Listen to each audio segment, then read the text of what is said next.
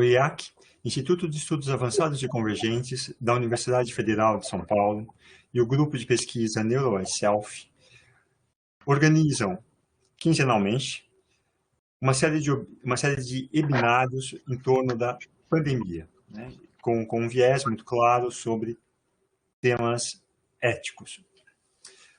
Hoje, vamos receber o professor Helder Nakaya, que logo na sequência as nossas colegas, a professora Marisa e a professora Maria Lúcia, irá apresentá-lo, mas antes disso, gostaria de lembrá-los que, enfim, todos esses webinários eles ficam gravados, eles estão disponíveis no site do Instituto, iac.unifesp.br, assim como nas nossas redes sociais.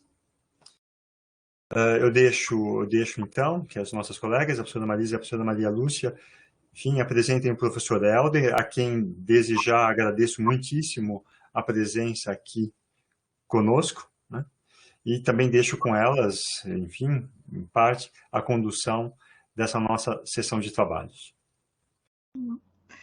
Bom, então, muito boa tarde. Eu também gostaria de agradecer aqui a presença do professor Helder, que gentilmente aceitou o nosso convite, e dizer que hoje a gente vai ter um seminário muito interessante sobre monitoramento em tempos de pandemia, prevenção e privacidade.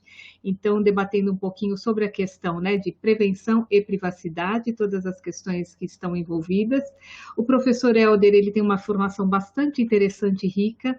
Ele é biólogo da USP, né, da Universidade de São Paulo, e doutor em bioquímica pelo Departamento de Bioquímica, também da USP. É professor associado do Departamento de Análises Clínicas e Toxicológicas da USP, professor adjunto da Emory University. Ele também é membro afiliado da Academia Brasileira de Ciências, consultor da CPI, Coalition for Epidemics Preparedness Innovation, e membro da Scientific Advisory Board do Consórcio Europeu de Vacina do Ebola. Com a sua longa formação em biologia molecular, o professor Helder, além de pesquisar o mecanismo de atuação de vacinas em células do sistema imune, ele também tem um trabalho de pesquisa no qual ele utiliza biologia molecular para ver biologia de sistemas para pretender prever e entender a resposta imune dos diferentes vacinas. E mais recentemente, o professor Helder, ele desenvolveu um aplicativo para auxiliar no monitoramento da Covid, e é isso que ele vai nos apresentar hoje, com todas as questões também de ética e de privacidade. Então, dou a palavra ao professor Helder. Muito obrigada. Professora Marisa, professor Ivo, professora Maria, muitíssimo obrigado pelo convite. Eu estou muito feliz de estar aqui. Gostaria de estar presencialmente aí, né? Mas a gente vai ter que fazer online mesmo. Então, como a professora Marisa falou, a minha linha de pesquisa, na verdade, começou recentemente em relação ao monitoramento, ao uso de tecnologia para a pandemia, né, ou epidemias. O que a gente fazia mais era olhar a parte molecular. Então, eu vou apresentar aqui os resultados que a gente tem, mas antes eu queria fazer uma pergunta para vocês. Você se lembra de todos os locais que você visitou nas 2 últimas semanas? Tente pensar, até nessa época de pandemia, os mercados que você foi, na farmácia, visitar, sei lá, algum parente mesmo, de máscara, espero, né? É muito difícil você se lembrar exatamente quais são os locais que você visitou, quando você visitou, quanto tempo você ficou, né? Bom, você não se lembra, mas o Google se lembra. Na verdade, tem tudo registrado, e não só o Google, o Facebook, vários outros aplicativos, eles já monitoram onde você anda, onde você esteve. Então, essas informações, se você utiliza um celular, smartphone, isso aí já, com certeza, você já deu permissão para algum aplicativo para registrar a sua localização.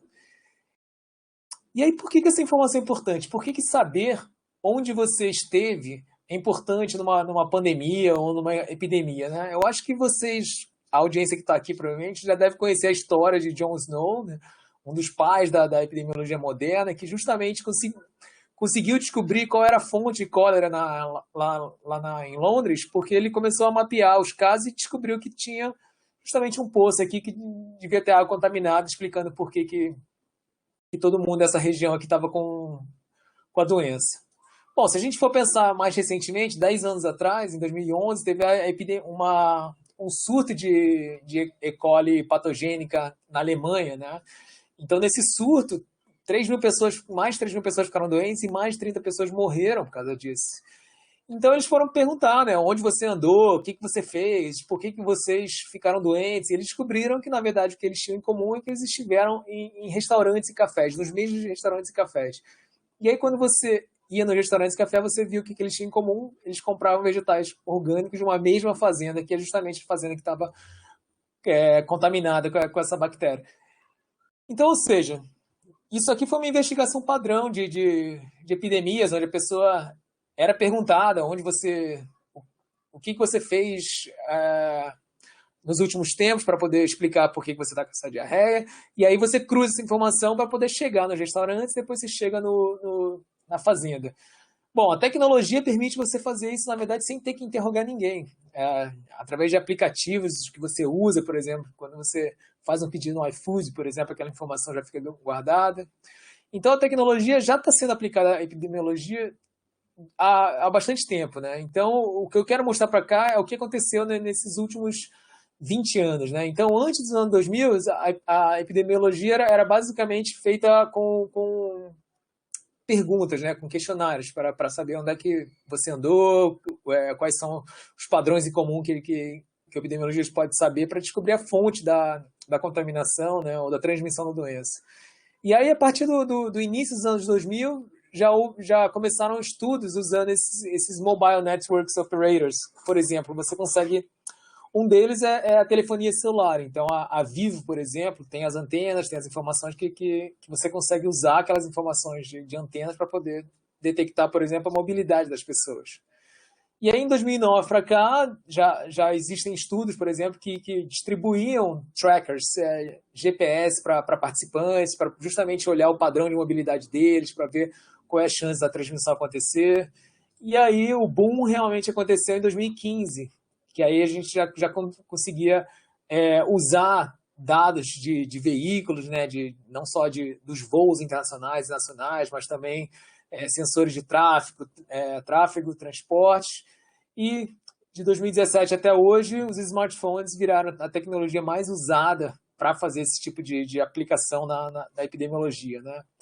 Então, se você for olhar o número de artigos publicados que usam dados de localização para mapear, por exemplo, doenças de transmissão de doenças, você vê que de 2019 para 2020, olha o que acontece, justamente por causa da Covid-19. Então, até recentemente, eram relativamente poucas as publicações por ano que usavam esse tipo de tecnologia para a epidemia. E aí, ano passado, por causa da pandemia, houve um boom sobre isso. Bom, só que, obviamente, Covid-19, apesar de ser a doença mais estudada usando diferentes tecnologias aqui, já existem estudos anteriores com dengue, malária, cólera, gripe, HIV, que usavam diferentes tipos de dados aqui, né? E isso aqui faz parte de um review que a gente está escrevendo, justamente mapeando todos os estudos que usam esse tipo de tecnologia. E aí, como é que, então, a tecnologia não só de história de localização pode ajudar a uma investigação de um surto, por exemplo, de uma epidemia ou de uma pandemia, né? Então, se você for ver as etapas que são feitas na investigação de um surto, né, você tem que, para detectar um possível surto, você vai ter que achar os casos, né, desse surto ou dessa epidemia. Aí você vai ter que gerar hipóteses através de entrevistas, né? Olha, se isso aqui é uma doença que é causada por ingestão de alimentos contaminados, uma das hipóteses é que todo mundo comeu nos lugares que tinham comida contaminada. E aí você testa essa hipótese, faz vários testes, você tenta descobrir os possíveis pontos de contaminação, né? Qual é a fonte original do surto, da epidemia, e aí você usa isso para poder fazer o controle. E aí depois você decide se o controle foi bom ou se você tem que continuar esse ciclo até você descobrir e prevenir que o surto se espalhe ainda mais, né? Bom, só de você ler cada um desses itens aqui, vocês conseguem pensar em algum tipo de aplicativo que vocês usam que poderiam ser úteis, por exemplo, para ajudar nessas diferentes etapas de uma investigação de uma epidemia. E, de fato, existem. Então, se você for pensar, a gente pede comida através de aplicativo, a gente se comunica através de aplicativo, até a gente pode se encontrar amorosamente com possíveis parceiros usando aplicativos, né? Então, você consegue pensar em aplicativos que a gente já fornece esse tipo de informação, que poderiam ser úteis, por exemplo, nessas etapas de investigação. Durante a pandemia, deu para ver que sem as tecnologias você não conseguia fazer muitas dessas coisas aqui. Então, você não só a tecnologia que faz o sequenciamento, que depois a tecnologia que permite você analisar filogeneticamente para saber se a cepa é uma cepa nova, como houve a transmissão, até a visualização de contatos, os mapas, fazer análises rápidas de curvas epidemiológicas. Então, a tecnologia já atua bastante nas epidemias. E aí, como é que ela foi usada nessa pandemia aqui especificamente, né? Então, eu vou mostrar só pouquíssimos exemplos, porque eu queria mais falar sobre a parte ética e da privacidade, que na verdade é mais a discussão do que realmente o que eu vou apresentar aqui, porque eu não tenho a formação disso, né, de ética, de tudo mais. Então, o que eu posso falar é mais da parte tecnológica, como é que a gente usa os dados para poder investigar isso. Então, na Coreia do Sul, por exemplo, o próprio governo adotou bastante a tecnologia justamente para integrar as informações dos casos confirmados com dados, por exemplo, de uso de cartões, uso de dados de localização, e tudo isso passou por aprovações, né, de comitês de éticas, e o que eles podiam fazer com isso era mapear os pontos onde provavelmente eram os hotspots de transmissões e os contatos. Já em Singapura existiam, por exemplo, iniciativas como a Trace Together, que a história era mais ou menos assim, né? Maria e José, obviamente, esses não seriam nomes de pessoas de Singapura, mas só para vocês entenderem. Maria e José, imagina que eles ficaram num ponto de ônibus ou estiveram próximos por 10 minutos. Nesse período, o celular deles, através de Bluetooth ou tecnologias de proximidade, conversam entre si, né? Trocam as informações de identidade para poder registrar que esse celular ficou perto desse. Aí, depois de alguns dias, José testa positivo para SARS-CoV-2, né? Então ele tem Covid-19, e aí isso já está integrado já no próprio sistema, que avisa, que procura por todos os celulares que estiveram próximos desse celular do José, inclusive da Maria. Então a Maria vai receber a informação de que ela pode ter sido exposta, então vai fazer o teste, fica isolada. Então já no próprio celular ela já recebe essas informações, que ela pode ter sido exposta e o que ela tem que fazer a partir desse momento. E no Brasil também existem várias tecnologias para isso. Então, Dados do Bem, por exemplo, foi uma iniciativa fantástica que permitia, por exemplo, a pessoa baixava, então mais de 1 milhão de pessoas já baixaram esse aplicativo, que a pessoa baixa o aplicativo, relata os próprios sintomas, uma fração delas vão ser recrutadas para fazer o teste diagnóstico, e se der positivo, elas podem avisar, relatar 5 possíveis contatos que ela pode ter transmitido, e eles vão receber esse mesmo tipo de recomendação, talvez ser testados. Então, eles tiveram uma quantidade muito boa de dados nessa pandemia. E aí, como é que a gente entra nessa história, né? Como é que o laboratório, o nosso laboratório que fica nesse prédio do Inova USP, começou a brincar com isso? Bom, na verdade, como a gente já trabalhava com várias doenças infecciosas em diversas áreas diferentes da tecnologia, então a maioria dos nossos estudos, como eu falei no início, eram coisas moleculares. Então todos esses trabalhos, esses 26 trabalhos, a maioria tá tentando entender a parte molecular da doença, né? Mas a gente tem alguns trabalhos que mostram desenvolvimento de testes diagnósticos, ferramentas computacionais, uso de dados de mobilidade para epidemiologia. E aí o que a gente se especializou foi obter as quantidades de dados muito grandes que vêm de dados de mobilidade, de redes sociais, de literatura, epidemiológicos, clínicos, imunológicos, moleculares, imagens, sequenciamento e dados de financeiros, para ver se a gente consegue entender melhor como a doença se transmite, por que algumas pessoas têm mais chance de desenvolver a versão mais severa da doença. Então, a gente obteve vários desses dados aqui e fez perguntas com esses dados, né? Então, eu quero mostrar para vocês alguns dos projetos que estão relacionados, obviamente, com dados de mobilidade. Então, uma das primeiras coisas que a gente fez foi usar dados de mobilidade, usar dados epidemiológicos e usar dados de sequenciamentos para ver se a gente pode cruzar, integrar esses tipos de dados para motivos epidemiológicos, né? Para entender, por exemplo, a transmissão da doença. Porém, o nosso laboratório entrou nessa muito antes da pandemia. Em 2017, a gente recebeu uma verba da Bill e Melinda Gates Foundation, que era para estudar a malária, a transmissão da malária. Então, nesse projeto que ele foi dado para a gente desenvolveu esse aplicativo chamado SIPOS, Sickness Positioning System, que foi iniciado pelo Lucas e agora está sendo tocado pelo Divan. Então, o que esse SIPOS fazia? Qual era a ideia dessa plataforma, né? Então, isso foi inspirado porque quando eu conversava com meus amigos que trabalhavam com doenças infecciosas, né, por exemplo, malária, quando você chega um paciente com malária num hospital ou num centro de diagnóstico, existe uma notificação que tem que ser feita por alguém do hospital, né? Então, a pessoa pergunta para o paciente, onde você esteve há 14 dias atrás, né? E ela vai fazendo isso para centenas de pessoas que chegam com a doença, e essa informação vai para o Ministério da Saúde, que vai usar para determinar onde estão os hotspots de transmissão, né? Só que vocês concordam que é muito difícil você lembrar onde você esteve há 14 dias atrás? Essa foi a primeira pergunta que eu fiz logo no primeiro slide. E aí, por quê? Quase ninguém lembra onde você andou 14 dias antes ou 7 dias antes, dependendo da doença, né? A acurácia dessa informação ela é baixa e, então, torna mais difícil você criar políticas de erradicações efetivas. E aí isso me lembrou, na verdade, que existem mais smartphones, mais celulares agora do que brasileiros. Então, a gente realmente já tem quase uma cobertura total de pessoas com smartphones e quase todos eles estão equipados com GPS, né? Então, quando você vai pedir uma comida, quando você vai fazer uma compra e quer que chegue na sua casa, você usa o seu smartphone e o GPS que está equipado nisso.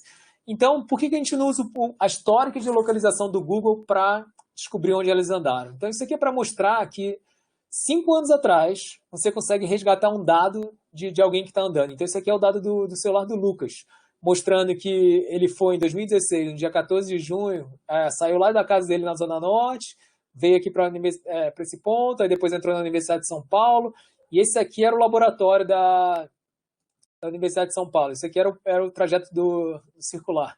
Então, se você der um zoom aqui, você sabe exatamente onde ele estava, sentado no meu laboratório. Esse aqui é o bandejão lá da Química, então você consegue ver exatamente onde ele andou. E aí, qual que era a ideia? Então, bom, isso em 2017. Por que a gente não substitui aquele inquérito que é feito via questionário pelo histórico de localização do Google? Então, a gente pega aquela informação, manda para os nossos servidores, a gente faz uma análise e entrega quais são os possíveis locais de transmissão, de hotspots de transmissão da doença, da malária, por exemplo. E aí, talvez, por justamente essa informação ser mais acurada, mais precisa, a gente consiga melhorar as políticas de erradicação das doenças. Então, se você for imaginar uma cidade pequena, por exemplo, como Guapimirim, por exemplo, no Rio de Janeiro, a gente imaginou que uma pessoa, por exemplo, quando ela foi exposta, né, ao mosquito, ela percorreu esses locais aqui. Aí depois um segundo paciente, ele passou por esses locais aqui, no período que ele foi picado. Esse aqui foi um terceiro paciente que passou nesse local aqui. Esse aqui foi um quarto paciente que passou nesse local aqui. Vocês conseguem ver um local, ou 2 locais, ou 3 locais que a maioria dessas pessoas passaram? Então foi mais ou menos aqui e aqui, né? E aí, o que você pode fazer depois? Depois você pode integrar isso com outros tipos de informações. Por exemplo, você pode descobrir que esse local aqui foi quando teve um show de pagode nesse dia que todo mundo foi. Só que nesse local aqui não tinha razão para as pessoas virem para cá, mas 3 das 4 pessoas passaram por aqui. Então, talvez esse seja um ponto de proliferação do mosquito e explica por que isso pode ser um novo sítio de transmissão da doença. Então, a gente criou esse site que você permite que qualquer um possa doar esses dados de localização para a gente. Então, se vocês entrarem nesse endereço, vocês conseguem doar esses dados voluntariamente e aceitando um comitê, um TCLE. Então, tudo isso passou já por comitê de ética, já está aprovado, e a pessoa assina um termo de consentimento que permite você desistir do estudo e sair, ser deletado dos servidores a hora que você quiser. Então a pessoa chega no hospital, ela fala com um colaborador nosso, por exemplo, o colaborador, nesse caso da malária, foi a Sara. Então a Sara explicava o projeto para o paciente que já estava esperando o exame acabar e perguntava: você quer participar do projeto? E a pessoa falava que era. Aí ela falava assim: então tá, então o seu código do paciente é FMT32, por exemplo. E aí esse código é importante porque ele vai dar esse dado para a gente e ele vai informar lá na plataforma, no site, justamente vai seguir os passos, vai assinar o termo de consentimento e vai enviar os dados para a gente, incluindo o código que a pessoa recebeu. Vocês estão vendo? Nesse caso, a gente não quer saber o nome da pessoa, não quer saber os dados de diagnóstico da pessoa, a gente só quer saber qual é o arquivo de localização da pessoa e um código de identificação, que quem sabe é o colaborador que teve contato com o paciente. Então, esse dado vai para os nossos servidores, então a gente só recebe um dado associado com esse código. Esse aqui é o tipo de dado que a gente recebe, tá vendo? Não tem quase nenhuma informação aqui útil. A maioria, tudo que mostra aqui é o tempo que o dado foi coletado, um valor de latitude, um valor de longitude e a acurácia daquele dado. Então, o que a gente faz com isso? A gente consegue, por exemplo, reproduzir o padrão de mobilidade de alguém. Então, isso aqui é uma pessoa em Manaus, que ela fica parada, ela anda bastante, depois ela fica parada aqui, aí depois ela anda bastante, fica parada aqui, anda bastante, fica parada aqui. Vocês estão entendendo por que o Google sabe exatamente onde você mora e onde você trabalha? Baseado só no padrão de mobilidade, onde você frequenta mais e passa mais tempo, ele já consegue saber exatamente onde são os seus locais que ficam mais tempo.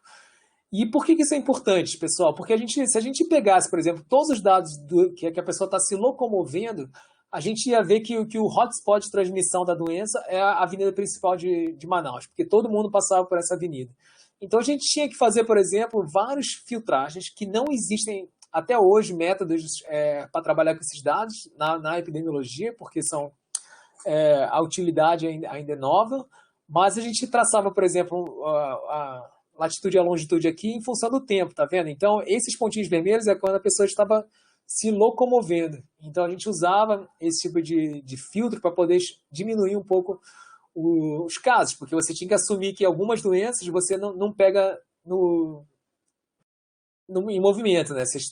A gente assumiu que, por exemplo, para algumas doenças como a malária, por exemplo, você tem que ser picada em algum momento pelo mosquito. E a gente consegue restringir, inclusive, a hora do dia que é relacionada com a hora de circulação e atividade do mosquito, dependendo da doença.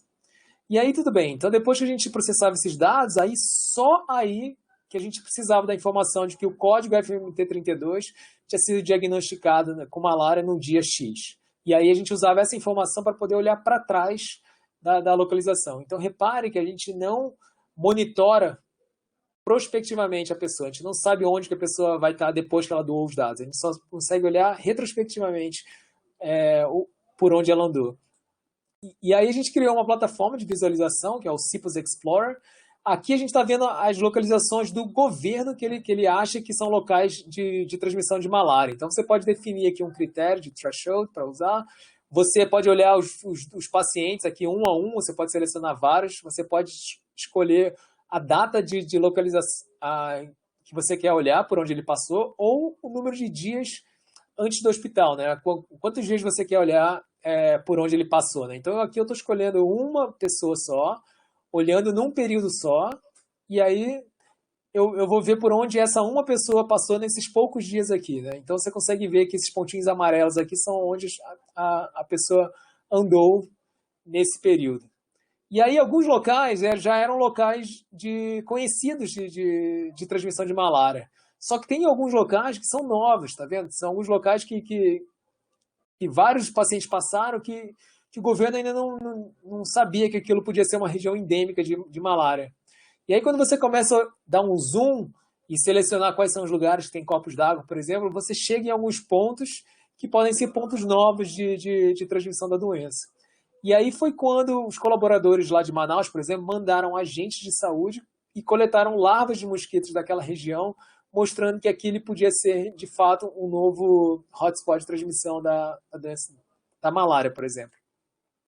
E aí a gente desenvolveu em paralelo um aplicativo que a gente ainda não lançou, porque a gente tem que colocar os dados, né? Mas basicamente o aplicativo seria como se fosse um Waze de doença, né? Então você bota lá, você vê um mapa, você escolhe a doença que você quer ver e você consegue saber se próximo de você existe um hotspot de transmissão da doença. E aí, como é que você pode depois usar isso para investigar ao nível populacional, né? Então, em 2018, teve um surto de sarampo em Manaus, né? Então, dá para ver que, de repente, um monte de gente foi infectada com a doença. E aí, eu não vou mostrar para vocês o trabalho que a gente tinha feito, né, comparando sintomas e tudo mais, mas eu queria mostrar aqui que a gente podia usar os cipos, por exemplo, para alguns desses casos, porque essa doença é uma doença que transmite de pessoa para pessoa, não tem um vetor intermediário entre dois casos, né? Então a gente conseguia ver direitinho homens, mulheres, crianças, bebês, por exemplo, eram locais onde a gente obviamente usava o celular do pai ou da mãe, né, para poder descobrir onde que a pessoa andou, e aí você consegue talvez descobrir as regiões onde também podem surgir novos casos, baseado nesse tipo de informação. Para a gente poder publicar esse tipo de dado, obviamente você não pode mostrar precisamente cada ponto, porque se você faz isso, você consegue identificar quem é a pessoa, onde que a pessoa mora, então a gente tem que tomar muito cuidado na hora de mostrar, por exemplo, um ponto, que a gente tem que colocar um círculo muito grande que tem um raio de vários centenas de metros. Além disso, a gente também randomiza o ponto. Então, se a gente quer mostrar algum ponto específico, a gente coloca aquele ponto, na verdade, que tem uma coordenada XY da latitude e da longitude aqui, a gente atribui um valor aleatório num raio de, por exemplo, de 200 metros para aquele ponto. Então, a gente mostra pontos que são aleatórios dentro de um certo raio. Obviamente, quando a gente está falando de Manaus ou regiões periféricas de Manaus, que não são tão densas, ou seja, é muito fácil você, no raio de 200 metros, descobrir onde é a casa da pessoa, então a gente tem que colocar um raio maior ainda para justamente proteger a privacidade da pessoa. E aí, como é que você pode aplicar esse tipo de tecnologia para outras doenças, né? Então, a gente aplicou isso, por exemplo, para a tuberculose. Na tuberculose, obviamente, você não quer descobrir onde que a pessoa foi infectada, porque isso pode ter sido meses atrás, né? Então, Então, isso aqui foi um trabalho feito com o Reports, com um consórcio internacional. Então, o que você tenta fazer nesse caso é o contact tracing. Você quer tentar descobrir que aquela pessoa que chegou com tuberculose ativa, multiresistente, por exemplo, quem são os contatos próximos dela? Quem mais ela pode ter transmitido, né? Então, você pergunta para a pessoa quais são os seus contatos próximos, quanto tempo você passa com eles. E você concorda que é difícil você lembrar quanto tempo exato você passa com sua namorada, com a sua mãe, né? Então, esse tipo de informação cai naquele mesmo problema de lembrar onde você esteve por 14 dias, ou 14 dias atrás. Então, só que se você usar o celular das duas pessoas, do contato e do paciente, você consegue cruzar o histórico de localização das pessoas e descobrir onde que eles ficaram mais tempo. Então, por exemplo, isso aqui eu sei que vai assustar muita gente, mas não tem nenhum julgamento por trás, e a gente também não sabe quem são as pessoas, o nome das pessoas, mas a gente sabe que elas estiveram juntas em várias noites, dormiram juntos, quanto tempo elas passaram juntos em cada uma dessas noites, e um ponto aqui eles ficaram próximos em outra região. Depois que você consegue quantificar a exposição da pessoa, você pode, as pessoas desse consórcio podem ir lá e testar para ver se de alguma forma esse tempo de exposição foi capaz de contaminar ou de transmitir a tuberculose para ela, né? Então eles fazem testes específicos para isso. Para chikungunya, a gente está começando agora, na verdade, mas a ideia é um pouco diferente, né? A ideia é aquela que eu mostrei para vocês, que a gente consegue dizer exatamente o quanto que a pessoa anda por aí, né? Então a gente sabe também onde a pessoa mora, onde a pessoa trabalha. Então a pergunta, nesse caso, foi: chikungunya frequentemente causa artrite, né? Ou inflamações nas juntas, ou dores nas juntas. E isso, obviamente, faz com que a pessoa não consiga se locomover da mesma forma. E não só para chikungunya, né? Quando a gente está doente, com febre, dores no corpo, a gente não vai andar no mesmo ritmo que a gente anda, né? Então, será que a gente consegue determinar, através do padrão de mobilidade da pessoa, quando que os sintomas começaram? Isso é importante para o médico, porque a doença, se você vai olhar, por exemplo, dados laboratoriais, ou dados imunológicos, ou dados moleculares, muda muito se você está falando do primeiro dia de sintomas ou se você está falando do 8º dia de sintomas. Então, saber exatamente quando os sintomas começaram pode ser uma informação importante para o médico, por exemplo. E aí o que a gente fez foi pegar casos de chikungunya, então você consegue medir o quanto que a pessoa está andando de bicicleta ou andando a pé, no período antes da exposição, no período que ela foi exposta ao mosquito, né, porque a gente sabe quando que começou os sintomas, e quando que ela foi testada, na verdade. E aí, esse aqui é o período sintomático, tá vendo? Como a gente vê nitidamente quando esse padrão muda, e depois ele volta a quase períodos normais. Então, isso também pode ser um jeito novo de usar esse tipo de dados. E aí, sabendo tudo isso, quando surgiu a Covid-19, a gente pensou, vamos usar para a Covid-19, né? Então, a gente fez colaborações com diversos pesquisadores que tinham acesso aos pacientes e a gente podia coletar esses dados através deles, né? Então, a Ana Levin, por exemplo, da Faculdade de Medicina da USP, o Júlio Croder. Então, o que acontece com essa doença? Então, quando você é infectado pelo SARS-CoV-2, demora lá uma mediana de alguns dias, 5 dias, para você começar a desenvolver os sintomas. Em algum momento você decide fazer o teste e descobre que está positivo. E aí você fala, putz, então não vou mais andar por aí. Só que o problema dessa doença é que até antes de você começar a desenvolver os sintomas, você já estava transmitindo. Então, será que a gente consegue olhar para os dados de localização de alguém e ver por onde ela andou nesse período que ela já estava transmitindo? Será que essa informação pode ser importante para a gente entender por que a doença se espalha de forma tão rápida? Então, isso aqui são alguns pacientes, a gente pegou algumas dezenas deles. Então, isso aqui é um paciente só de São Paulo, positivo, que dava para ver que ele andava de metrô, porque essas aqui são as estações de metrô de São Paulo. Então, você vê que quando os dias vão passando, esses aqui são os locais que a pessoa anda mais. Isso aqui é uma outra pessoa, tá vendo? Que ela faz outro trajeto. Isso aqui é uma outra pessoa. Então, imaginem quantas pessoas podem pegar a doença justamente nesse trajeto, se você pegou o mesmo vagão de trem ou ônibus. Então, é realmente bastante assustador. Bom, quando eu estava mostrando esse dado, essa nossa plataforma para o André, que ele era CEO, acho que ele ainda é, mas a empresa foi comprada, da Inloco. A Inloco é uma empresa que tinha mais de 60 milhões de celulares no banco de dados deles. Eles registravam mais de 1,8 bilhões de visitas mensalmente, 16 terabytes de dados todo dia. Então, eles tinham muitos dados de localização. E aí, obviamente, quando a gente conversou, eu falei, nossa, vamos usar isso para a Covid-19. E aí, a gente trabalhou junto, então, o pessoal da Inloco ajudou a gente a mandar esse manuscrito para a publicação no dia 26 de março, que era um mês depois do primeiro paciente de Covid-19. Então, a gente realmente correu para poder entender ou testar se a gente podia usar os dados de mobilidade celular das pessoas para poder ver o quanto que as pessoas realmente estavam se isolando, né? Então, isso aqui são os bairros de São Paulo e o quanto que as pessoas estavam se isolando em cada um dos bairros ao longo dos tempos. Então, dá para ver, primeiro, que esse isolamento não era homogêneo, né, na cidade toda. Isso aqui é a mesma informação, só que aqui você está vendo os dias nas colunas e cada linha desse aqui é um bairro diferente de São Paulo. Então dá para ver, por exemplo, a gente normalizou para que o fim de semana não ficasse tudo azul, né? Que é quando as pessoas se isolam mais, ficam mais em casa, né? Então a gente via que durante o carnaval existia menos dados, né? Como se as pessoas ficassem mais em casa em relação à segunda, terça e quarta de dias normais. E aí tem esses 2 dias aqui, ó, tá vendo? Que era uma segunda e terça, no começo do ano passado, que estava totalmente azul. Aí nessa hora eu falei, nossa, tem alguma coisa errada com a análise. Não é possível que uma segunda e terça qualquer, em fevereiro, todo mundo deixou de sair de casa.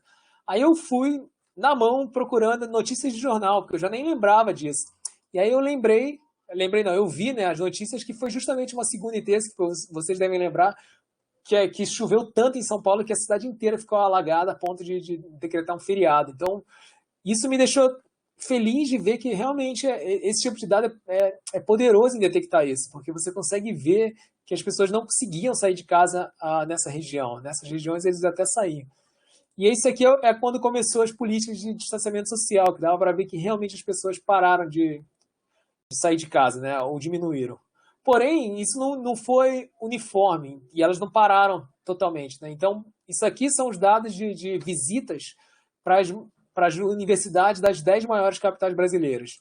Então, de fato, quando começou a pandemia mesmo, a política de isolamento, de distanciamento social, as pessoas simplesmente pararam de frequentar, visitar, né, as universidades. Então, dá para ver que realmente elas não visitaram. E, ó, eu parei esse gráfico que parou em abril, mas isso aqui, acho que até recentemente ainda estava sendo coletado. E esse padrão você consegue ver ainda para escolas, academias, museus, livrarias, todos eles seguiam esse padrão aqui. Se a gente olhasse postos de gasolina, de fato, depois de 14 de março, as pessoas pararam de visitar postos de gasolina, mas depois esses níveis voltaram aos níveis normais, tá vendo? Então as pessoas... E isso era um padrão que a gente via também, por exemplo, para oficinas mecânicas e lava rápido. Então dava para saber que as pessoas, de fato, estavam saindo de carro. Não estavam saindo de carro para ir para a universidade, que era o que a gente conseguia ver, mas a gente sabia que eles estavam saindo de carro. Estavam saindo de carro para ir para onde? Bom, 2 lugares que eles estavam indo eram para farmácia e supermercado. Dá para ver que eles pararam, todo mundo parou de ir para esses lugares, mas depois voltou aos níveis normais, tá vendo? E até mais do que a pandemia. E aí você fala, pô, mas quem que vai deixar de ir justamente para lugares que são essenciais, como farmácias e supermercados? Só que se você for olhar agora padarias e salão de beleza, olha o que aconteceu. As pessoas pararam de ir para padaria e salão de beleza e depois voltaram a frequentar nos mesmos níveis e até níveis maiores do que antes. Se você for olhar Salvador, por exemplo, as pessoas foram mais para padarias e mais para salão de beleza do que antes da pandemia. Tá vendo? Então isso mostra que tudo aquilo que no jornal que a gente estava lendo sobre o isolamento de Salvador é 50%, o isolamento de Manaus é 30%. Isso era uma aproximação muito fraca de onde realmente estava acontecendo as transmissões, porque você consegue ver numa média que as pessoas estão deixando de ir para alguns lugares, mas eles se concentram em alguns lugares, poucos lugares, que provavelmente devem ser lugares onde a transmissão acontecia bastante, né? Então, isso era uma outra característica da epidemia e que torna difícil você usar esse tipo de tecnologia para olhar a população inteira. Então, você tem que olhar, por exemplo, ter mais detalhes para poder fazer alguma intervenção, algum tipo de política. Além disso, tem a parte tecnológica, né? Então, se você usa uma tecnologia que detecta triangulação de antenas, é diferente se você usar GPS, que é diferente se você usar, por exemplo, o Wi-Fi, que era o caso da Inloco. Então, se você vem no meu prédio, que tem 4 blocos, centenas de pessoas morando aqui, se você vai olhar por cima, por GPS ou por triangulação, parece que está todo mundo no mesmo lugar. Então, obviamente, parece que todo mundo vai se contaminar. Só que se você for olhar, por exemplo, por Wi-Fi, você vai ver que todas essas pessoas estão agrupadas em Wi-Fi diferentes. Então, mesmo que você tenha todos estão... a latitude e a longitude seja a mesma, espacialmente elas ainda estão diferentes porque elas estão em andares diferentes. Então, tudo isso tem que ser levado em conta e a gente está aprendendo ainda como é que se faz para usar isso para entender a transmissão das doenças. Então, a gente submeteu alguns trabalhos, né, com os colaboradores, especialmente Júlio Croda, que tentava usar essa informação de mobilidade para estudar a taxa de transmissão das doenças. E a gente participou também desse artigo do Nuno Faria de Oxford e da Esther Sabina na Science, onde eles sequenciaram mais de 400 genomas, né? Então eles conseguiam, comparando as sequências dos vírus, eles conseguiam determinar a possível relação entre eles, né? Então dava para ver claramente que na primeira fase da epidemia, os vírus vieram de fora do Brasil, pelas sequências que eram parecidas com as sequências da Europa, dos Estados Unidos. E aí, depois de um certo tempo, houve a segunda fase, onde a transmissão acontecia localmente. E aí você consegue cruzar isso com os dados de mobilidade, para justamente entender por que essas ondas agora mudaram, por que antes era tudo importado e depois começa a se espalhar. E aí um outro projeto que a gente participou também era sobre reportar esses dados epidemiológicos, né? Então, todo mundo aqui já está acostumado a ver um boletim epidemiológico que mostra uma curva como essa, né? Esse aqui é o número de casos de cada estado ao longo do tempo. Então, ou uma tabela como essa, né? Que mostra lá cada um dos estados, você vê lá o número de casos. Então, a gente pensou, por que a gente não faz uma ferramenta que seja capaz de visualizar de forma animada, uma animação dos casos, né? Então a gente criou essa ferramenta chamada Outbreak, que vocês podem acessar no site. E isso foi inspirado, na verdade, quando todo mundo já tinha visto esse tipo de dashboard aqui, como a de John Hopkins, por exemplo. Só que se você quer fazer um dashboard como esse, você tem um dado que é seu e você quer fazer um mapa desse, interativo, você tem que gastar um dinheiro grande para poder comprar esse software que faz isso, ou você tem que entender bastante computação para poder desenvolver o seu próprio aplicativo. E aí, o que a gente fez? A gente criou essa ferramenta chamada Outbreak, que está nesse site aqui, que permite você digitar lá o título que você quiser, depois você bota uma descrição que você quiser, aí você pega um arquivo que tem as latitudes, as longitudes, o número de casos em cada um dos dias, e aí você pode alterar a cor, pode alterar o tamanho. Então, esse tipo de dado você pode baixar da WHO, por exemplo, do próprio John Hopkins, ou você pode ser um gestor que tem essas informações. E aí ela abre um calendário desse, você escolhe o dia que você quer fazer a animação, você aperta play e você consegue ver os casos acontecendo. Você colocou, saindo lá da China. Isso aqui é o número de casos por dia, isso aqui é o número de casos acumulados. Então, indo para a Europa e depois para os Estados Unidos e o resto do mundo, tá vendo? Então, nessa animação aqui, só, entre aspas, tinham 10 milhões de casos de Covid-19. Só que se você vai olhar, Brasil, Rússia, Índia, é uma bolona no meio do país. Por quê? Porque o dado que a gente obteve lá de graça era um dado que não tinha as regiões do país, né? Então a gente fez uma colaboração com o pessoal do IPE e do CAD, né? O Rafael Pereira deu para a gente, por exemplo, os dados de CEP das pessoas das primeiras pessoas que tinham Covid, né? Então, na verdade, muitas delas não estavam confirmadas com Covid. Isso aqui é a Universidade de São Paulo. Esse pontinho azul quer dizer que é uma doença é um SRAG, né? Que é uma síndrome respiratória aguda grave, que basicamente é um Covid que não estava confirmado. E o pontinho vermelho a gente pintou de vermelho, que era um Covid confirmado. E aí o que acontece? Em fevereiro de 2020, os casos acontecendo na cidade de São Paulo e depois saindo e indo para o interior. Então, realmente assustador. Mas com esse tipo de informação, o gestor consegue olhar e exatamente tentar entender como é que a doença está evoluindo, de uma forma bem rápida e fácil, que é só arrastar o arquivo para o software. E você consegue mudar a velocidade, se você quiser, você consegue, obviamente, dar pause e dar zoom. Bom, a gente pode, e está fazendo também, usando outro tipo de dados que também mexe com a privacidade da gente, né? Que são dados de redes sociais e do Google, por exemplo. Então, esse aqui é o projeto do Vitor, de epidemiologia digital. Bom, isso aqui é uma figura mostrando o Twitter de pessoas que tweetaram todos pelas vacinas ou tweetaram Bolsonaro tem razão. Então, dá para ver que, por exemplo, que os seguidores, né, as pessoas que usam esse hashtag aqui, eles parecem que estão mais juntos um do outro, porque um retuita o tweet do outro muito mais do que essas pessoas aqui, são as pessoas que tweetaram aqui todos pelas vacinas. Então, você consegue usar o post da pessoa, a localização daquele post, o dia que aquele post foi feito, e, obviamente, você consegue cruzar isso com dados epidemiológicos, até para ver se você consegue achar algum padrão entre as pessoas que postam certas coisas, ou de onde está sendo postado, para monitorar as infecções. E aí eu pergunto para vocês se vocês lembram o que vocês quiseram aprender quando a pandemia começou. Bom, agora você vai estar sendo forçado a ficar home office, fazer as aulas online. O que você quis aprender, né?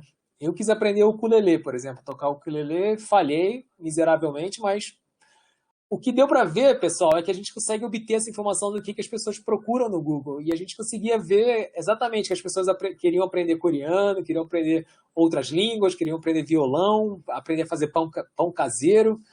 E aí a gente começou a usar esse tipo de informação de buscas no Google para ver se a gente conseguia, inclusive, comparar com dados epidemiológicos. Então, isso aqui é para mostrar pessoas que procuraram pelo termo coronavírus e quem procurou por termo Covid. O termo mais longo, complexo, coronavírus, realmente foi bastante pesquisado no início, mas depois as pessoas já não tinham mais paciência para digitar tudo isso e nem precisavam, porque eles digitavam só Covid, não botavam nem Covid-19, Covid, e mostrava o interesse.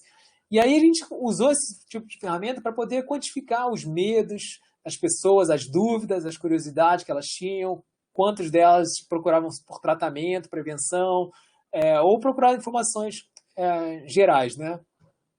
A gente separou os tipos de termos aqui, por exemplo, Covid, sem Covid-19 era o termo que a gente chamou de simples, e o complexo era novo coronavírus, ou coronavírus, Covid-19, e a gente pegou tudo quanto era outro termo relacionado com a doença, inclusive ivermectina, azitromicina, tudo quanto é busca, vacinas, e fez essa análise de tendências de buscas do Google. A gente selecionou alguns que a gente considerava que era ou negacionismo ou pseudociência, né? E isso a gente sabe porque a gente consegue ver, por exemplo, associações entre a busca e algumas notícias de jornais ou algumas pessoas falando sobre algum desses temas e o pico daquela procura. Então, isso aqui é um caso mostrando a busca, por exemplo, dos termos complexos. Então, foi logo no início da pandemia e não correlaciona com o número de casos que está aqui em vermelho. Porém, se você vai olhar a procura pelos termos mais simples, que é essa linha verde aqui, você está vendo que ela correlaciona. Quando ela aumenta aqui, alguns dias depois aumenta o número de casos. Quando ela diminui, alguns dias depois diminui o número de casos. E aí, tá vendo nesse ponto aqui, ó, ela aumenta e imediatamente, alguns dias depois, o número de casos aumenta também. Isso aqui em São Paulo. Se você fizer... Aí você pode tentar usar técnicas matemáticas para descobrir onde estão as ondas de casos, né? Onde está a primeira onda, onde está a segunda, onde está a terceira. Isso aqui, por exemplo, é o Rio Grande do Sul, mostrando de novo a linha verde, que é quanto que as pessoas procuram por Covid, e aqui o número de casos do Rio Grande do Sul. Vocês estão vendo aqui, de novo, na primeira onda, entre aspas, a linha verde está vários dias antes do próprio número de casos. Então, como se você conseguisse prever quando que o número de casos vai começar a aumentar. Só que na segunda onda, ou nessa terceira onda aqui, está vendo que a busca fica muito próxima do número de casos aumentando. Mesma coisa aqui para o Amazonas. O número de casos aumenta, o número de casos de procuras aumenta, o número de casos aumenta depois. Depois ele fica mais concatenado. Bom, pode ser que as pessoas agora já sabem melhor sobre a doença, então elas só procuram quando realmente estão com sintomas. Pode ser que os testes diagnósticos melhoraram, então agora você consegue testar mais gente. Esse aqui é o Rio de Janeiro, então a gente fez isso para todos os estados brasileiros, fez para todos os estados da Índia, todos os estados da Austrália, todos os estados dos Estados Unidos e todos os estados da Inglaterra. E todos eles seguem esse mesmo tipo de padrão. Então você consegue justamente usar a busca no Google para poder predizer o número de casos. E como é que a primeira onda difere da segunda onda em termos de casos, né? Então a gente usou métodos matemáticos que detectam onde estão as ondas, e aí a gente separa automaticamente a primeira e a segunda onda de acordo com esse critério matemático. Não é uma pessoa que fala assim, isso aqui eu acho que é uma onda, isso aqui eu acho que é outra onda. E aí a gente consegue olhar, por exemplo, a distância da busca com o número de casos. E aí consegue confirmar que, de fato, para a primeira onda você consegue predizer com mais distância. Então, isso aqui era em São Paulo, isso aqui é no Rio Grande do Sul, isso aqui é no Amazonas. E a gente consegue depois usar um outro tipo de análise, que é chamado de causalidade de Granger, que tenta inferir uma causalidade. Obviamente, não é que a busca pelo Google causou o número de casos aumentar, mas você consegue usar o mesmo tipo de princípio para ter um p-value associado a isso, né? Então, dá para ver que, de fato, logo nos primeiros dias, você tem uma queda da significância. Então, essa aqui é a significância usando o termo simples. Então, ela é próxima de zero, é muito significativa, enquanto você usa aquele termo complexo lá, ela não consegue predizer nada, tá vendo? E aí, para concluir, pessoal, a gente tem, na verdade, a necessidade de fazer o contact tracing para justamente poder promover um lockdown de uma forma que também não pare a economia, não torne você depressivo, porque você não consegue ver ninguém, né? Aí a questão é que já existe tecnologia para fazer esse contact tracing. Já existem muitos aplicativos, muitos dados disponíveis para você poder fazer contact tracing. A questão é quais que você tem que usar. Já tem tantos que você nem sabe como você pode ajudar, né? E aí depois vem a parte de você pega essas informações, esses dados aqui e faz modelos epidemiológicos. Aí a questão é, mas quantas pessoas precisam usar um determinado aplicativo para que eu tenha dados suficientes para poder criar um modelo epidemiológico a partir disso. Então, isso é uma dúvida em aberto ainda. E aí, depois disso, quais são os parâmetros, as variáveis, o que você tem que assumir para poder fazer esses modelos funcionarem, para você poder guiar as autoridades e o público a fazer um lockdown, né? Então, como é que, imaginando que você tem esse modelo, como é que você comunica para o público ou para as autoridades, ou faz um alerta para isso, e aí depois como é que eles usam isso para promover um lockdown ou uma política de isolamento, né? Como é que você faz com que as pessoas realmente fiquem protegidas? E aí, obviamente, o balanço entre permitir com que abra comércio e tudo mais, e aí qual é a estratégia que você vai usar a partir disso. Então, os dados também podem ser usados diretamente pelas autoridades, né? Mas a questão é que tem tantos dados, tantos aplicativos, que parece que as soluções tecnológicas que já existem são mais uma distração do que uma ajuda, porque você fala, pô, mas o que eu baixo? Como é que eu faço isso? Como é que eu convenço alguém, por exemplo, a dar esses dados de forma voluntária e dar esses dados em grande quantidade, né? Então a pessoa já está lá doente, já está triste, deprimida, por que eu vou simplesmente doar essas informações, né? Então a maioria dos países que conseguiram usar isso foi uma coisa mais automática, mais forçada, no sentido de que, olha, você já fez o teste, para você poder fazer o teste você tem que estar nesse aplicativo, nesse sistema, né? Enquanto que se a gente se apoiar, né, no dado voluntário, fica muito mais difícil você conseguir ter uma quantidade de dados suficiente para alguma coisa. E a sugestão que eu dou, né, que eu tentei dar para o André na época, é que eu acho que o contact tracing, quando a epidemia já está estabelecida, quando já tem todo mundo já sendo infectado, já está tarde demais. Então, talvez você sabendo que já está tarde demais, a gente tem que focar na prevenção do contato, né? Então, uma das soluções tecnológicas que eu acho que seria fantástico, que eu não tentei implementar nem nada, mas seria, por exemplo, você ter um aplicativo que é o que o Google já faz, né? Então, só que você poderia fazer isso, melhorar essa informação. Então, por exemplo, imagina que eu quero ir para um correio aqui perto de casa.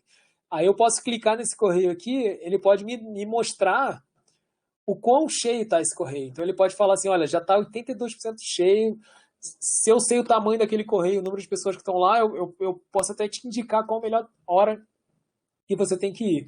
O Google já faz isso nos horários de funcionamento, né, o quanto está cheio, mas ele não te diz exatamente se realmente está cheio a ponto de você poder ficar numa distância boa. Então essa aqui é apenas uma ideia de mais uma tecnologia que poderia ser usada e que, obviamente, vai lidar com a parte da privacidade, da segurança. Então, pessoal, desculpa não ter falado da parte ética, porque essa é a parte que eu queria discutir com vocês, na verdade. É muito fácil a gente doar essas informações de forma livre, espontânea, né? Quando a gente quer baixar um aplicativo de joguinho ou quer comprar uma coisa da Magazine Luiza ou um iFood, a gente baixa lá e permite que essas empresas peguem esses dados. Então, não só essas empresas que usam necessariamente os dados de localização, você já doa esses dados para várias outras empresas que não tem nada a ver com a localização. E você simplesmente aperta OK porque é pelo conforto, né? E a questão por que quando a gente vai pensar nisso, para doar isso para uma epidemia, de uma forma que tem um comitê de ética envolvido, tem uma utilidade disso que vai ajudar a prevenir, e você vê que o pesquisador se deu cuidado de não pegar dados pessoais justamente para poder proteger a privacidade, a gente não consegue tocar o projeto, né? Porque justamente não é o mesmo apelo que você tem na facilidade ou na preguiça de ler todas aquelas linhazinhas, você só aceita para poder baixar logo o aplicativo. Então essas são algumas questões que a gente lida lá, né? Então esse aqui é o time do nosso laboratório, e quem mais trabalhou nisso é o Divan, atualmente, e o Vitor. O Divan está aqui, ó, esse jogador aqui. Então é isso, pessoal. Muitíssimo obrigado. Espero que não tenha passado o tempo. Helder, enfim, somos nós quem agradecemos. Foi uma exposição riquíssima, quantidade de informação, né? Enfim, coisas fantásticas do trabalho que você tem desenvolvido, que a sua equipe tem desenvolvido, e a partir daí também a quantidade de questionamentos, não só em termos do que vocês estão fazendo, mas também dos questionamentos que a partir daí, e aí numa outra seara, né, a ética, por exemplo, que podem vir, é enorme. Então agradeço pelas informações que você nos trouxe, eu teria questões a respeito delas, e certamente temos também muitas questões a respeito do impacto social e em várias direções de todas essas novas ferramentas. Eu queria começar a fazer algumas perguntas. Eu realmente gostei bastante de ver tantos projetos e tantas coisas que se abriram, né, com os dados e a possibilidade, né, de fortificar esse lado da epidemiologia e da situação de um país e de uma nação e global também. E com certeza eu vi várias possibilidades epidemiológicas dentro do projeto de vocês. E é óbvio que também a gente vê várias questões, né, que se colocam não só com o tracking do Covid, mas o que você apresentou, é o tracking dos dados em geral, né? Como você falou, a gente às vezes dá permissão para várias coisas no site e tem uma resistência com os dados epidemiológicos. Mas eles têm uma diferença, né? Quando você está no seu escritório e vai dando o positivo para o joguinho, né? Você está dando positivo para aquela empresa, você sabe que aquela empresa, não sei, vai usar seus dados, vai vender, você sabe tudo isso, mas você dá.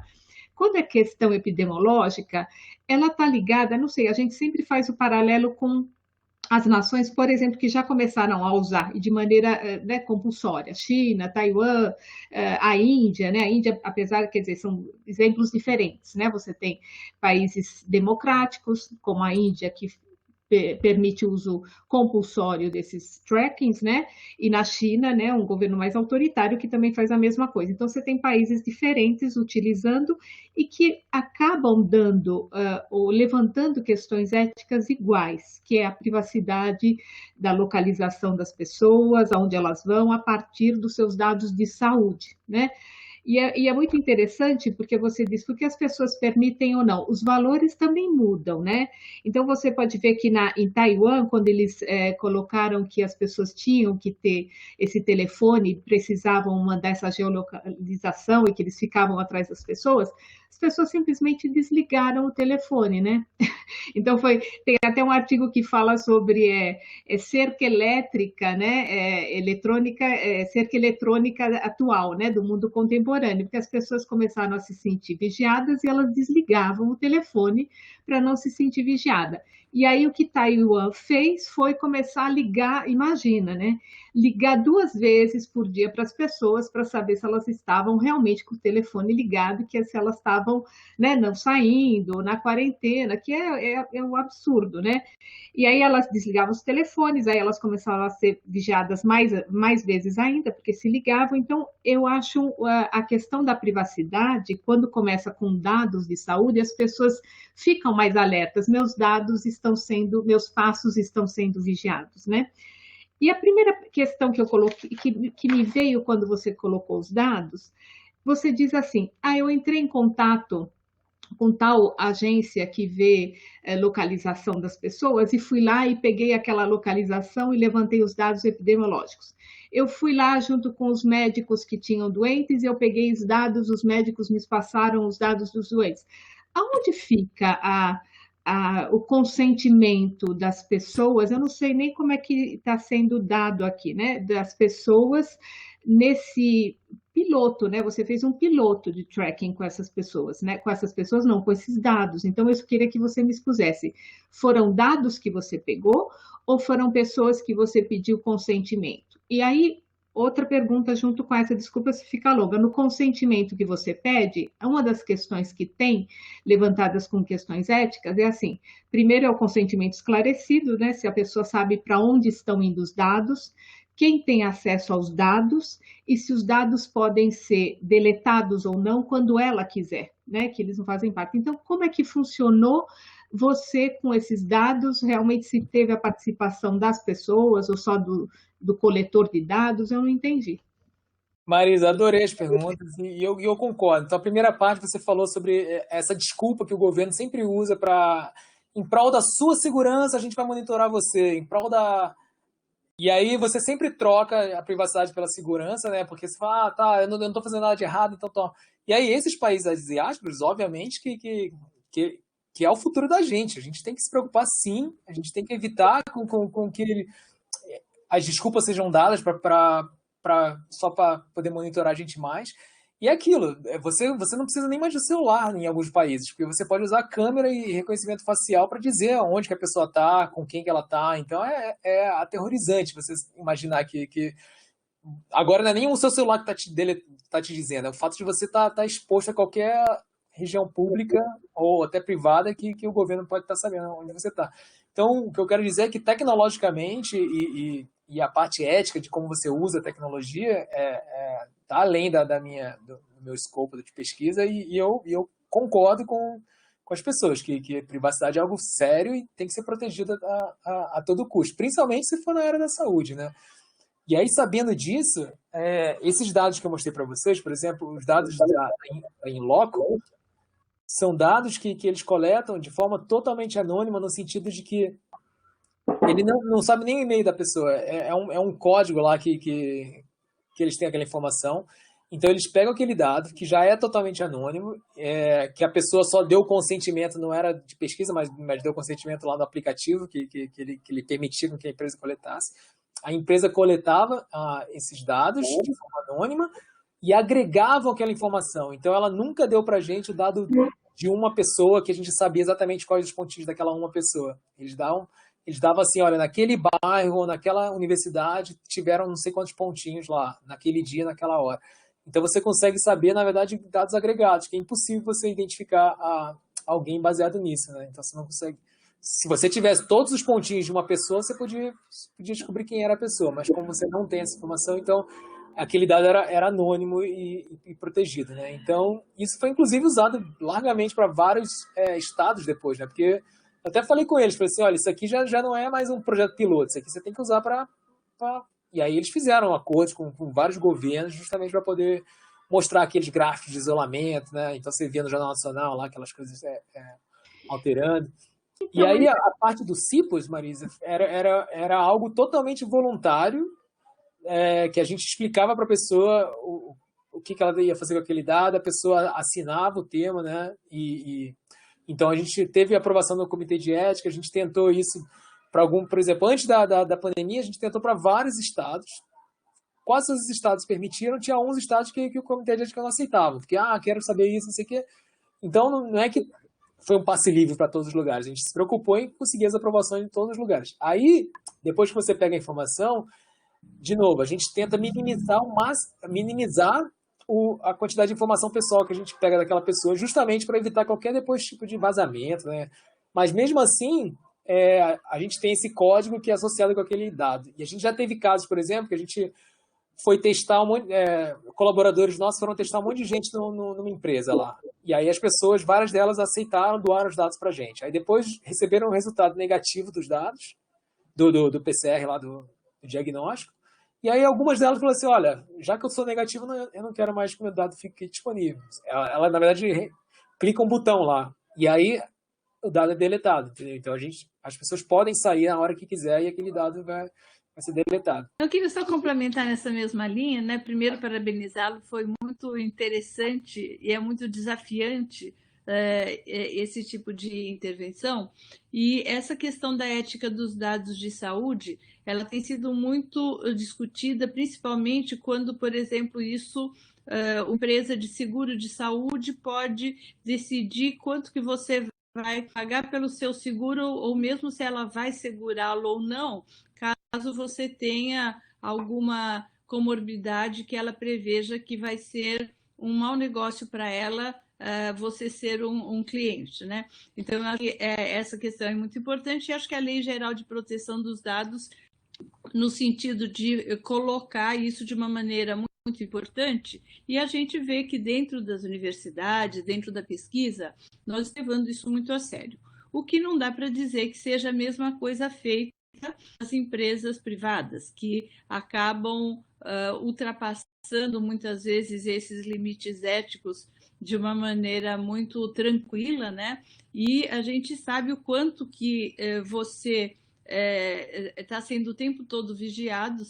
Outro dia eu fui comprar uma lava-louça e em seguida começaram dentro do meu Facebook, no Instagram, em qualquer lugar, mesmo eu tendo aberto uma janela privada, dentro do Google, teoricamente, fez uma busca em janela privada, mesmo assim começam a aparecer. Então, acho que tem uma questão, inclusive, que não está muito claro, quanto que as informações que são captadas por conversas, né? Então aí entra também um pouco das teorias conspiratórias a respeito disso, mas o que eu queria te perguntar é como você acha que dá para equilibrar isso no sentido de mostrar para as pessoas que se elas já estão se abrindo para o mundo de uma maneira que é inevitável e eu imagino que, salvo raras exceções de pessoas que não têm um smartphone,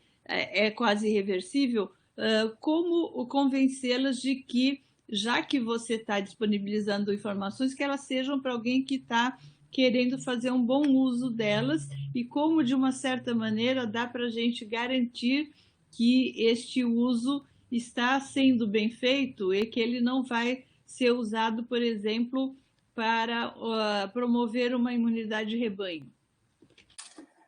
Professora Maria, muito boa pergunta, e eu vou falar assim, olha, a interpretação, se isso é moralmente ou eticamente correto ou não, né, não cabe à ciência nem à tecnologia. Obviamente tem coisas que são óbvias, né? Do mesmo jeito que a ciência pode ser usada para fazer uma bomba atômica, pode ser feita para energia nuclear. Mesma coisa essa tecnologia, né? Ela salva muito tempo, porque você não precisa ficar digitando seu endereço lá, você permite que aquilo possa. Só que o que faz o uso dela ser ruim ou ser visando lucro, por exemplo, isso está muito além do que eu posso opinar, né? Porque, na verdade, não tenho poder sobre isso. Eu gostaria, como cidadão, eu gostaria que não fosse usado dessa forma, né? Mas é aquilo que você mesmo falou, é muito difícil você sair desse jogo assim, nesse nível. Isso aí tinha que ser mais forçado em termos de governo. Aí, quando a gente teve a ideia de usar o dado de localização do Google, eu falei, nossa, vai dar muito certo. Porque por que a pessoa que já doa esses dados para qualquer coisa não vai querer doar para um motivo nobre desse, né? E eu vou te falar, menos de 5% das pessoas aceitam dar esse dado. A gente explica o projeto, ela fala, pô, que legal, gostei. E aí, vamos dar o dado? Ah, não sei o quê. Então você vê que a pessoa acha legal, mas não dá esse dado. E eu respeito, tudo bem, ninguém vai forçar nada, mas existe uma relutância ainda em dar esse dado. Então a gente viu, por exemplo, que, teoricamente, você viu que você consegue obter dados de 5 anos atrás, 10 anos atrás, se você tivesse o mesmo celular. Não precisa nem ser o mesmo celular, a mesma conta do Google, você consegue recuperar a localização de outros celulares associada à sua conta. Então, teoricamente, você não precisa ser da fase aguda, né? A pessoa acabou de estar doente. Você podia falar com uma epidemia, por exemplo, de 2016 em Divinópolis, de dengue. Que a gente tinha um colaborador lá que conhecia todo mundo da Secretaria de Saúde, e a gente podia fazer esse ensaio para saber exatamente onde que eles pegaram a doença. Só que ninguém queria dar via telefone. Então, tecnologicamente, você consegue obter esse dado. Você fala assim, você quer dar esse dado? Tá, então segue essas instruções aqui e manda o dado. Aí você vê que ninguém dava. Então, a gente tinha que pagar alguém para poder ir lá, conversar com a pessoa, fazer junto com ela, para poder obter isso. Então, existe um bloqueio natural das pessoas fornecerem isso, por mais que elas achem que isso seja importante ou possa ser relevante para a epidemiologia. Talvez pelo fato de não ser nada concreto, né? A pessoa já não é para salvar ela mesma, né? Seria para ajudar um próximo ou com medo de como é que eu ia usar esse dado, né? Sei lá. Deixa eu só colocar uma coisa aqui, Helder. Aí você fala, eu não consigo entender, né? Primeiro, você perguntou para as pessoas faz essa pergunta clara, por que você aceita dar todos os seus dados num joguinho e não aceita para epidemiologia?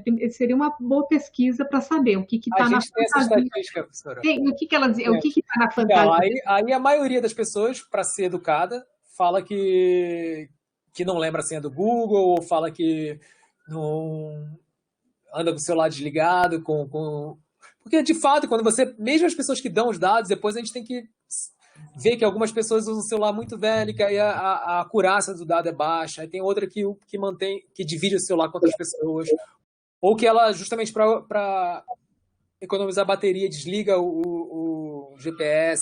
Então a gente vê que esses dados genuinamente não podem ser usados, mas a maioria fala que são problemas técnicos e não porque ela está com medo da privacidade dela ser exposta, né? Então Porque eu ia dizer, se a gente for se basear pelas pessoas, vai que tem um certo tipo de informação, a gente vê que quando a gente dá os dados, né? Eu volto sempre no caso da China, né? Porque as coisas evoluem muito rápido, né? Uma hora o país não faz nada, um país democrático não faz nada com os dados, mas ele pode chegar até a ideia de fazer. Tanto que hoje até a Organização Mundial está pensando em ter vários desses trackers para várias doenças, né? Para realmente monitorar, etc., para o lado bom. Mas a gente tem o exemplo, China, que monitora e vai dando aquelas cores, né? Ele monitora se você tem a corzinha verde, você pode ir no parque, no metrô, no café. Você tem a corzinha amarela, você tem que ficar 7 dias em casa. Você tem a corzinha, eles te mandam o aviso, né? Eles vão te monitorando e falando, você é cor vermelha, tudo pelo telefone, e conforme a sua cor, você pode ou não ter acesso aos lugares públicos, né? Então, isso é uma forma de coerção. Então, talvez nessa expectativa que uma lei vai mudar de uma hora para outra no país, talvez você não dê um joguinho, nunca vai te proibir de sair de casa e tomar um café, mas um dado epidemiológico te proíbe de ir lá numa loja tomar um café, por exemplo. Então, eu diria que talvez esse fosse um dos sim. medos. Então, mas aí vem aquele ponto de novo da sua liberdade em prol da segurança dos outros, né? Então, existe um motivo do governo querer que você não vá para alguns lugares, porque você vai transmitir doença para várias pessoas, né? Então, a gente tem esse balanço entre o que a gente tem que, por exemplo, um lockdown forçado, ou a gente tem que exigir com que as pessoas naturalmente falem, realmente o único jeito da gente diminuir o caso seja que todo mundo fizesse um esforço de não sair. Entendeu? Então fica aquela dúvida do que vai funcionar. Então, qual a estratégia que a gente vai ter que usar?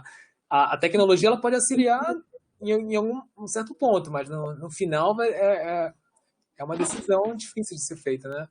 É interessante esse ponto, né? Porque, enfim, são culturas muito diferentes, né? A gente poderia dizer que em algumas da Ásia, menos ocidentalizadas, o coletivo se sobrepõe ao indivíduo ele mesmo, e por isso a aceitação ela se dá muito mais facilmente, né? Um país do tamanho da China, a gente tem notícias da década de 90, onde houve grandes contestações, né? Então, se não houver um controle forte do Estado, é explosivo, né? Então, o controle, o controle populacional acaba sendo necessário, de uma certa maneira, para lidar com uma massa gigantesca de gente, né? Posso contar um caso antes de você completar? Eu fui para o Japão em 2016, né? E aí lá no Japão, todo mundo lembrava das cenas dos asiáticos usando máscara, né? Aí lá, eu perguntei para um japonês que estava lá, né, me ajudando no guia, eu falei assim, nossa, por que vocês usam máscara no metrô, né? Por que essas pessoas estão com nojinho dos outros, assim? Qual o motivo? Aí ele falou assim, não, na verdade essas pessoas que estão com máscara são justamente as pessoas que estão doentes e não querem passar para os outros. E eu não tinha parado para pensar nessa possibilidade. Né? Então, quem está com máscara não é que está com nojo de pegar os germes dos outros, é ela que não quer transmitir para os outros. E é uma coisa que eu, como brasileiro, não tinha nem pensado que essa podia ser a interpretação, né? Mas é meio que isso que você falou, a cultura realmente é totalmente diferente. É muito diferente. E a questão da liberdade tá no centro, né? Então, o que para um europeu é impensável, isso que Marisa trazia, enfim, a proibição de ir a um parque, a algum lugar, talvez para um asiático isso seja algo normal, ou seja, o olhar é outro frente à situação, né? Ou seja, a questão da liberdade, eu acho que se coloca de uma outra maneira. Tem um outro ponto que você, enfim, que apareceu nas questões, enfim, aqui no debate, em relação à questão do controle populacional, digamos assim, que é o uso inadequado das tecnologias, porque de fato é absolutamente assustador. A gente conhece não só na literatura, enfim, na ficção científica, literária, a gente tem obras seminais a respeito desse ponto, né? Do que seria um mundo absolutamente controlado, uma vida absolutamente controlada. Então, isso, de um ponto de vista, é extremamente assustador, né? Eu diria principalmente para um ocidental. Agora, por outro lado, tem isto que é a questão, que é o uso público das informações, né? Como você falava há pouco da bomba atômica. Então, tem uma tecnologia que é desenvolvida e, de repente, essa tecnologia é direcionada para um uso de destruição, né? Por hora, a gente poderia dizer, bom, tem uma tecnologia que ela pode ser extremamente útil para o controle de uma pandemia, né? Mas isso não significa que, em um determinado momento, um determinado regime político vá fazer uso dessa tecnologia para um outro fim. Então, eu acho que há um grande medo desse uso. Então, porque, em geral, o que a gente vê, né, o século XX bem demonstra isso, os usos inadequados da tecnologia são frequentes, né? Então, todo mundo fica, de fato, com o pé atrás, porque sabe que o próximo passo pode ser esse, né? Mesmo no Ocidente. No Ocidente, isso, enfim, é o que aconteceu, né? Bom, então, eu acho que é isso. A desculpa é sempre sempre a segurança, a sua segurança, né, o seu conforto. Só que o que está por trás é sempre dinheiro, lucro, controle. Então, é isso que confunde a gente, né, como cidadão, porque a gente abre mão achando que é por uma coisa, mas na verdade por trás está outra, né? É para você vender o lava-louça lá da professora Maria. Mas você não acha que aí tem uma outra questão também, que é o fato de que a gente acredita que se nós não autorizarmos, esse dado não vai ser utilizado? E que, na verdade, se eles quiserem utilizar o dado, com ou sem a sua permissão, nesse sentido que você está falando, se um governo totalitário resolve que ele vai capturar esses dados, a maneira como hoje está tudo tão interligado, a gente praticamente não tem esse poder a não ser que você não use nada da tecnologia, de você estar totalmente a salvo com seus dados, não é isso? O assustador é que você não precisa ter um governo totalitário, é isso que é o impressionante. Essas empresas, elas são tão grandes, tão poderosas, que se ela tivesse a motivação de fazer isso, elas fazem isso. E é isso que eu estou falando. Reconhecimento facial é uma coisa que me assusta muito, porque é algo que, desse jeito, você não tem nenhum controle do que você quer ou não quer que uma empresa saiba onde você está. O ser totalitário é simplesmente fazer com que essa empresa obrigatoriamente dê esses dados para o governo, ou o governo compre isso diretamente. Mas a tecnologia que está motivando tudo isso é quase sempre financeira, né? Nunca é pela segurança apenas ou pelo conforto. Aí é uma questão técnica. Quando você usa esses trackings, eu pensei, você tem o primeiro viés, que primeiro você só pega pessoas que têm um bom telefone, né, que possa ter aplicativos. Você já não pegaria meu pai, que tem um telefone da década de 20, né, daqui só falta ser aqueles tijolos grandes, porque ele não sabe usar, e ele só tem aqueles que não tem nada mesmo, então ele já estaria fora do seu tracking, né? Eu penso lá em Manaus. Primeiro, você pegaria só uma camada das pessoas que têm poder aquisitivo para iPhone ou qualquer telefone, né, Android que tem esses aplicativos. Segundo, você só pega uma população que tem uma rede de internet que está boa, né? Lá na floresta, ela vai lá, eu não sei o quanto é que pega. Então, o quanto é esse mapa que você fez, fazendo São Paulo, Rio Grande do Sul e Manaus, não tem um viés, porque eu vi a mesma curvinha. Eu não entendi direito, porque realmente eu não consigo enxergar. Quando eu vejo aquelas curvas iguais, para mim, elas não são iguais. Ali tem um viés, você pegou uma camada chique de Manaus, né? Ali, São Paulo, o que eu não entendi ali? Não, Marisa, é ótima pergunta, porque quando começou a pandemia, a gente já falou, já tem uma plataforma, vamos pegar esses dados. E esses dados são do Google. Então, pessoas que têm iPhone, por exemplo, não conseguem dar esses dados para a gente nessa plataforma. E adivinha que 90% das pessoas que a gente contactou no início da pandemia eram pessoas que tinham iPhone, ou seja, justamente pessoas que tinham poder aquisitivo mais alto, que comprou iPhone lá fora. Então, a gente já nitidamente dava para ver a diferença de poder aquisitivo das pessoas que estavam contaminadas no começo e depois no final. E o quanto que isso afetava, por exemplo, a nossa análise.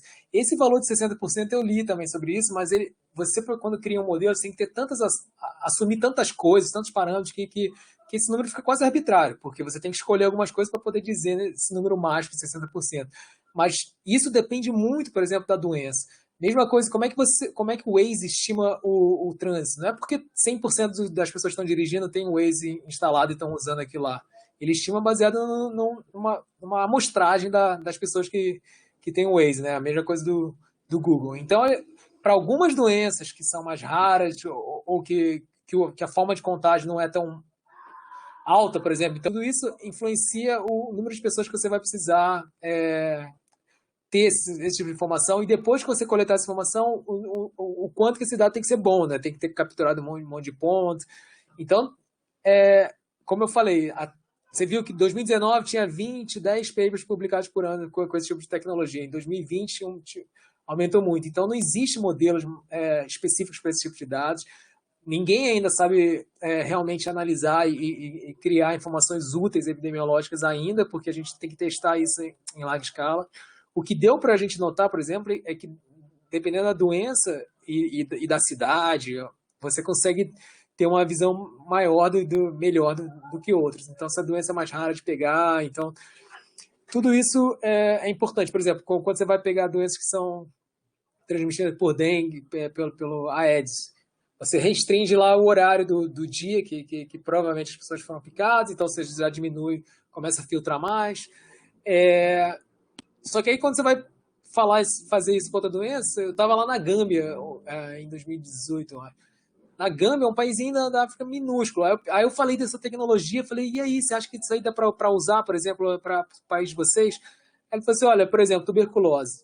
A gente não precisa de uma tecnologia dessa para descobrir onde você pega a tuberculose, porque a gente sabe que é o cara que vai assistir um jogo da Liga da Europa lá, no Champions League, num bar fechado, todo mundo lá, e aí depois disso todo mundo fica contaminado por tuberculose. Tipo, nenhuma tecnologia conseguia dizer pra gente que os casos estavam acontecendo ali, mesmo que a gente medisse 100% das pessoas da Gâmbia, não necessariamente a gente ia saber que era ali, mas os epidemiologistas daquele país sabiam exatamente onde que a transmissão acontecia. Então, a gente ainda está aprendendo. Eu acho que é um momento fascinante a gente usar isso, e quanto mais a gente conseguir conversar com quem são os experts em epidemiologia, eu não sou epidemiologista, melhora, porque eu entendo a parte da tecnologia, mas eu preciso dos especialistas em epidemiologia para poder me ajudar. O que eu realmente preciso. Nós temos uma pergunta aqui do público, de Karen Carvalho. Ela diz o seguinte: foi muito boa a sua fala e eu gostaria de fazer uma pergunta. No caso do Covid-19, se alunos fossem monitorados pelo celular, poderíamos monitorar a transmissão do Covid nas escolas? É uma pergunta excelente. Algumas pessoas já sugeriram isso, né? Obviamente. O nosso projeto, a gente deliberadamente só vê dados retrospectivos, né? Então a gente só consegue olhar para o passado. A gente consegue dizer, por exemplo, se esses montes de alunos contaminados eles estiveram numa mesma sala de aula por algum tempo no passado. Agora, monitorar, ou seja, no futuro, ficar vendo onde é que as pessoas estão, isso pode ser feito tecnologicamente. Se você der para uma informaçãozinha no seu celular lá, se você der esse código, você consegue fazer isso prospectivamente. A gente não faz isso, mas você conseguiria, tecnologicamente falando, se os alunos quisessem doar essa informação, baixando um aplicativo. O Dados do Bem, por exemplo, ele monitora você no futuro, né? Então você permite que o seu dado seja monitorado. Então você consegue olhar lá os mapinhas em tempo real onde eles estão. Se você aplicar isso para alunos, por exemplo, de universidade, você consegue saber exatamente onde eles estão. Se depois alguns alunos reportam que tiveram infecção, então você fala, putz, então aquela unidade e aquela turma tem que tomar mais cuidado. Novamente, a tecnologia não é muito o gargalo agora, é justamente a parte da privacidade, né, de como é que você vai usar esse dado, como é que você vai, a consequência para o aluno. Então, tem tudo isso que tem que ser avaliado, e aí está acima do que eu posso opinar. Foi muito interessante, acho que essa questão de conversar com os epidemiologistas é fundamental, né?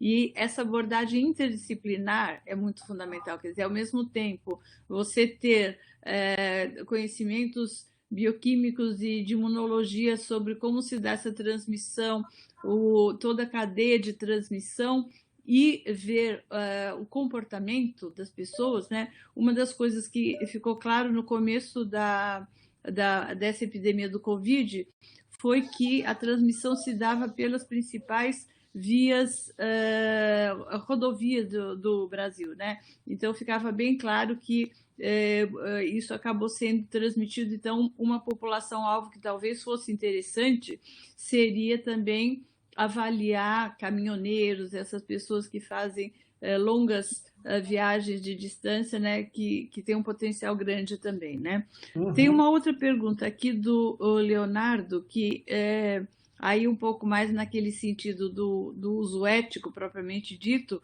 que o que impede que tais dados sejam usados com uma finalidade militar, por exemplo. E ele coloca que há quem diga que o Facebook foi uma criação da DARPA sob o nome LifeLog com uma rede de finalidade militar.